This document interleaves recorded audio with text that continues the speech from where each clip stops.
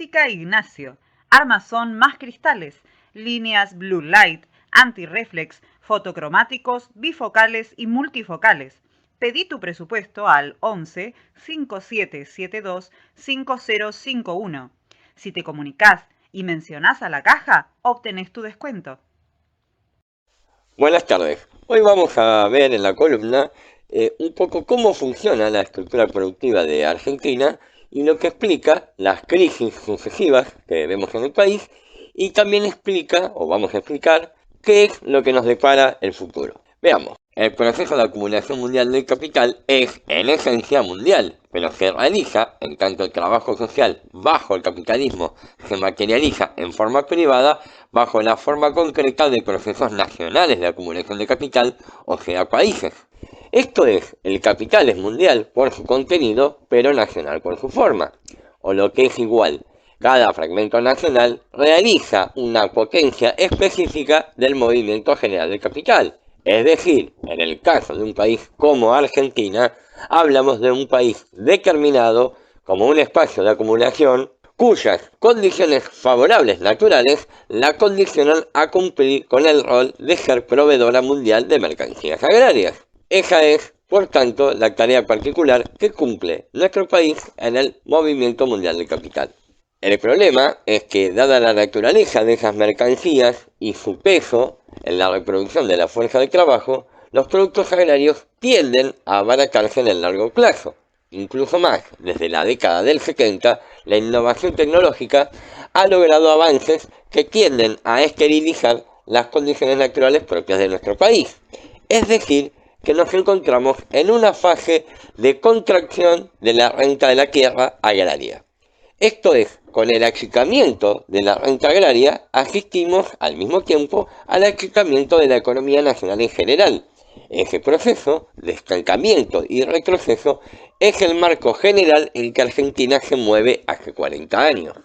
En efecto, además de esa determinación simple como proveedora de mercancías agrarias para el mercado mundial, Argentina presenta otras determinaciones concretas, como la existencia de una multitud de pequeños capitales industriales que acumulan capital sobre la base de un atraso en la productividad de trabajo en relación al mercado mundial, aunque al mismo tiempo se valorizan a una tasa de ganancia media. La diferencia entre una productividad inferior y una ganancia media se cubre con una serie de compensaciones, a saber, el flujo de la renta agraria, el endeudamiento externo y el empobrecimiento general de la población. Cuando estamos en presencia de una fase expansiva de la renta agraria, es decir, de precios internacionales altos de las materias primas, el capital industrial crece y con él la demanda de fuerza de trabajo, o sea, el empleo, y hay un alza en el valor de la misma, o sea, del salario. Pero cuando la renta se contrae, entran en juego los otros dos elementos de compensación, es decir, crece el endeudamiento externo y, lo que ha sido la clave de las últimas décadas, la venta de la fuerza de trabajo por debajo de su valor, o sea, la caída del salario. Dado que, como dijimos, desde la década del 70, la renta de la tierra agraria se encuentra en un proceso o fase de contracción general, desde entonces han crecido los otros elementos de compensación. Hablamos de la deuda externa y la caída salarial. Tal es así que desde los años 80 asistimos a un incremento sideral de la deuda pública y a una caída tendencial del salario, o lo que es igual a un empobrecimiento creciente de la población. Y durante la década de los 90, la acumulación nacional de capital se sostuvo sobre la base de la privatización de las empresas del Estado, del endeudamiento externo como forma de sostener un peso sobrevaluado, el 1 a 1, y de la expulsión masiva de la población obrera del circuito de producción y consumo, es decir, de convertir esa porción en población sobrante para el capital. La década siguiente, previo colapso del 2001, se erigió sobre la base de un empobrecimiento general de la población, la devaluación del 300% de Dualde en 2002, del default de la deuda y sobre un ciclo de alza de los precios internacionales de las materias primas, sobre todo del agro y del petróleo. Esa fase expansiva permitió incorporar las fracciones expulsadas en la década anterior, desarrollar el capital industrial, pagar la deuda externa con el FMI, recuperar el salario a los niveles al menos de la década del 90 y por lo tanto retornar a un esquema de peso sobrevaluado como en los años del menemismo. Solo que esta vez el peso sobrevaluado se financió con renta agraria y no con deuda externa. El peso sobrevaluado, es decir, sostener en forma artificial el valor del peso en relación al dólar, además de ser una forma de transferencia de renta agraria al capital industrial, constituye uno de los pilares de la acumulación de capital local, pues abarata las importaciones que permiten funcionar a la industria, eleva el poder de compra de la clase obrera que consume esos mismos productos de los pequeños capitales locales y disminuye el precio de las mercancías agrarias en el mercado interno. Es decir, es la base del proteccionismo que rige la estructura productiva de Argentina, condenada a ser mero reservorio de reciclaje del capital obsoleto, es decir, del capital que aquellos países desechan por la innovación permanente en su tecnología.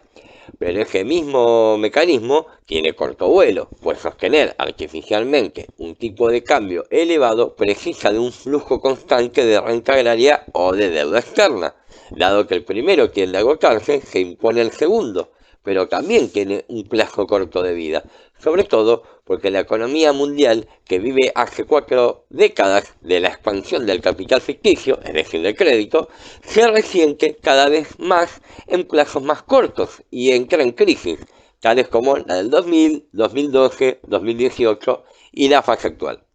Argentina, de 2012, ha entrado en una fase de estancamiento de la cual aún no logra salir y agotó todos los elementos para eludir el estallido de su economía, es decir, se endeudó en forma sideral, ha profundizado en el empobrecimiento de su población y ha apelado a todas las trampas y argucias económicas para evadir el ajuste de shock que demanda la crisis a costa de multiplicar las potencias explosivas de la misma. En la última década, ha procesado la crisis realizando un ajuste gradual por el cual procedió a empobrecer a las fracciones incorporadas en la fase ascendente como condición de mantenerlas en el circuito de producción y consumo, además de expandir el empleo precarizado e informal. El piso estructural de la pobreza, que en los 90 era del 25%, ha crepado en la actualidad al 35-40%, esto es, ha multiplicado la población obrera sobrante para el capital en su condición de consolidada, de acuerdo con el rol que cumple Argentina como negación del desarrollo de las fuerzas productivas a nivel mundial. Es decir, el proceso de acumulación de capital argentino se constituye en una traba al desarrollo de las fuerzas productivas mundiales y está condenada a volverse reservorio mundial de población sobrante y de reciclaje, como dijimos, del capital obsoleto. Agotados los mecanismos por los cuales se evitó el ajuste de shock, incrementados los elementos explosivos de su crisis, Argentina está obligado a transitar un nuevo ciclo que acomode todas las anomalías y reestructure la economía acorde con la fase de contracción de la renta agraria en el marco de una recesión mundial, y para peor, sin poder apelar, al menos en un principio, al endeudamiento externo. Es decir, como suele suceder en los cambios de ciclo, pasar de un peso sobrevaluado, como el actual, a uno subvaluado. Es decir, a una devaluación que deprima los salarios, encarezca las importaciones y estimule las exportaciones. Dicha devaluación tendrá por objetivo licuar el gasto público, los intereses de la deuda pública en pesos, los salarios en general y sentará las bases de un nuevo ciclo expansivo, quizás a caballo de la renta agraria y petrolera o gasífera o minera, que no hará más que repetir el mismo círculo que vivimos hace 80 años, pero claro, con la clase obrera cada vez más pobre. Esta es, pues, la necesidad del capital en Argentina, y como necesita de empobrecer más a la población, como necesita pasar otro invierno de pan duro, de declarar el default o estirar los plazos de los pagos de la deuda que está en dólares, es que sostenemos que dicha necesidad reclama la representación política del peronismo. Es decir, de la única fuerza política que expresa la alianza social mayoritaria del país, aquella que la constituyen el pequeño capital local y la clase obrera, porque necesita iniciar un nuevo ciclo, porque necesita desarmar en parte lo construido en la década anterior, es que afirmamos que el momento demanda un peronismo nuevo, es decir, la necesidad del capital reclama a alguien como Massa.